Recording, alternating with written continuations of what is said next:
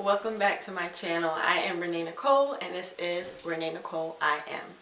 So I hit you guys up and asked you to ask me questions. So this is a Q&A on Instagram. If you don't follow me at Renee Nicole I Am.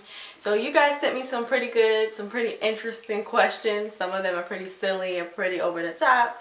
So we're going to get into them. I'm going to try to answer all these. First question comes from Sitting Pretty on Instagram. What creative project are you most proud of and why?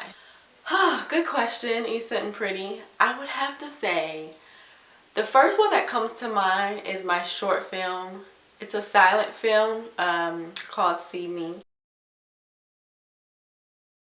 And it's basically all about the natural hair journey. I know that a lot of my naturalistas out there can relate to what it's like to have to, you know, wash day, detangle, wash, try to do a twist out or something of some sort, try to put some oils up in there and hope that it retains the moisture. Like, the natural hair journey is not easy. It is I don't want to say a struggle, but it's work, okay? And you don't hop on this journey if you're not ready to put in work. And I know that a lot of people, you know, natural hair has been like a trend for a while now. I've been natural now for maybe about 11 years. But it really isn't an easier journey than relaxed hair as one may think. I think a lot of people think with natural hair you can get up and go and that, okay? Because our hair comes in so many different textures, and to get it to a place where you may feel comfortable or where it's manageable or where you're not getting stares, and this is a whole nother subject. I'm actually going to be uploading a video about that soon. But yeah, to get to that point really takes work. And you can do a twist out the exact same way, use the exact same methods that you use one night and try it the next day, and it may not work or may not give you the same results.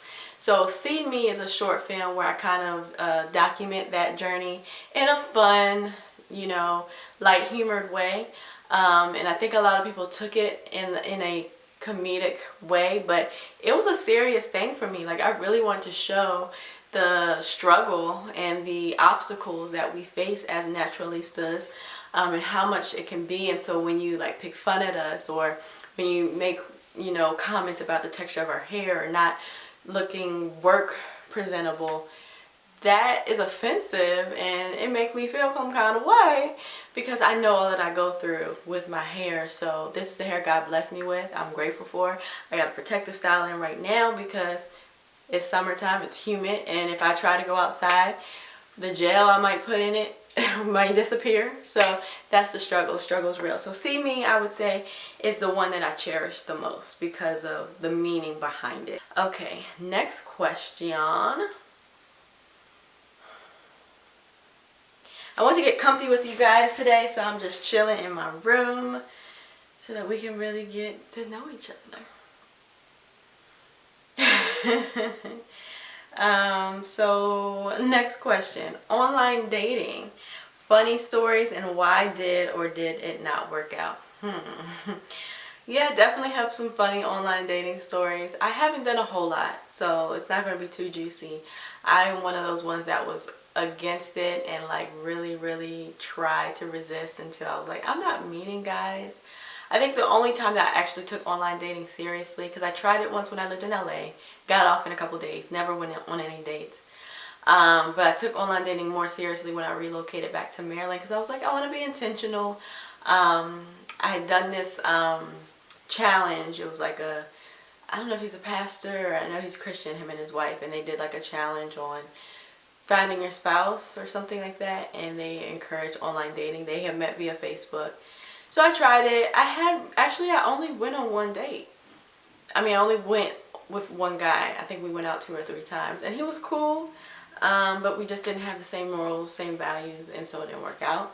But online dating, I've had some experiences with the inboxing, the messages going back and forth, like, man, just be on some other stuff, and that's it. So it ain't for me. I thought about hopping back on and trying maybe something else. I've only tried Hinge. So any suggestions, because your girl is single and ready to mingle, okay? Why are you such a real one? I mean, I don't know what else to be, okay? Been keeping it real since 93. 87.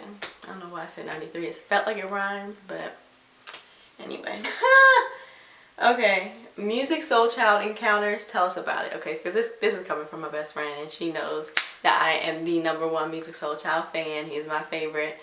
I love neo soul, but music is my dude. I've been to numerous music soul child concerts. Even went to one of his plays, which is the first time that I met him. Me and my friend, who also loves music soul child. We went to high school together. We went to was it Lyric Opera House, somewhere in Baltimore, to see his play, and we got to meet him.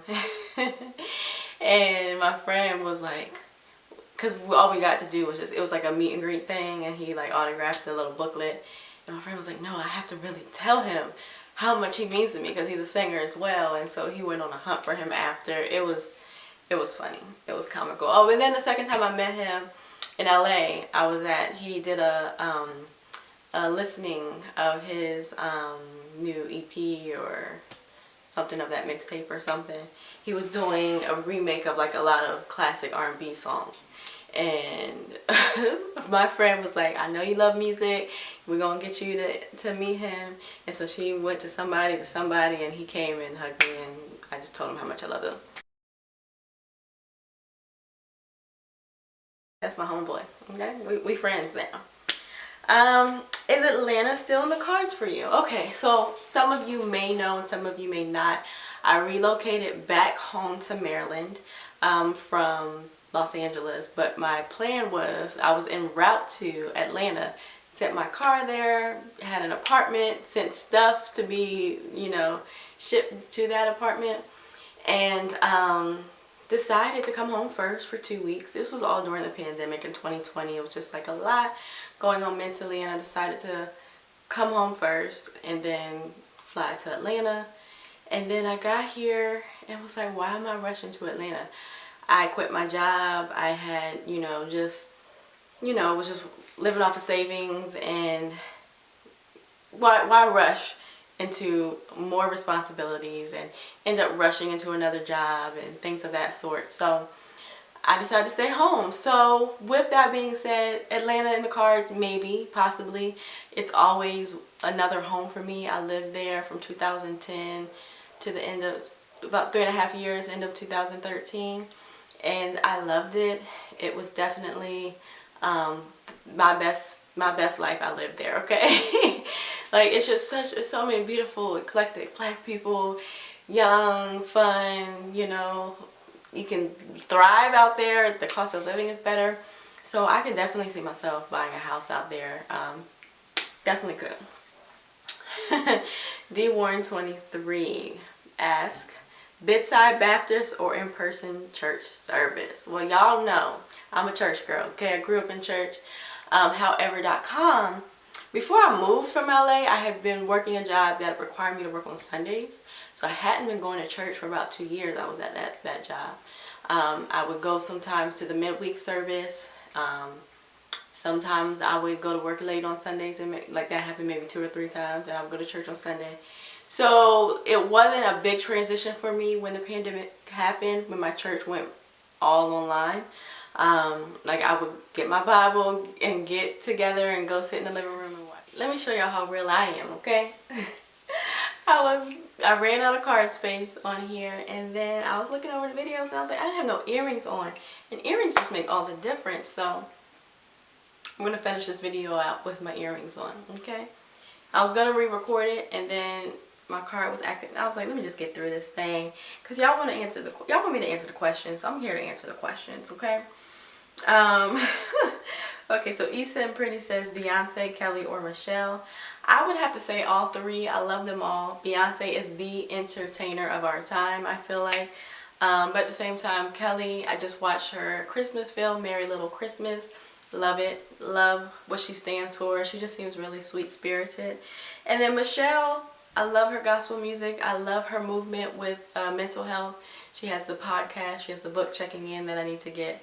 And I just love them all. DC3 for life, okay?